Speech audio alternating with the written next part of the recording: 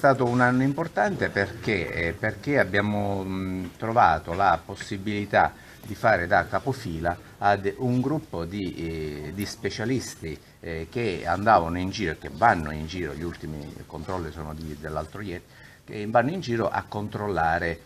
situazioni particolari dal punto di vista della sicurezza, in questo caso la sicurezza alimentare, ma come abbiamo visto anche per altri settori.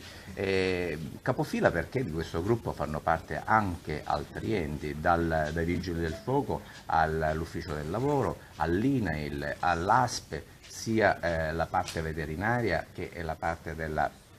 ordinaria della sanità. E credo che sia stato un impatto importante per la città. Noi abbiamo avuto chiaramente tante note di gente che ci ha ringraziato, molto soddisfatta, cose che non si erano mai viste, eccetera, ma al di là di questo che insomma ci dà un po' di soddisfazione personale e anche anche al personale che ha partecipato,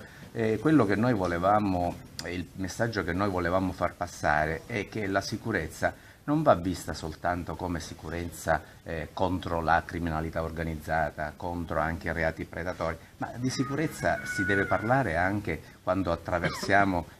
la strada fuori dalle strisce pedonali, anche quando portiamo il motorino senza casco e anche quando si cammina con l'autovettura senza mettere le cinture e magari con il cellulare all'orecchio. Quindi sicurezza a 360 gradi.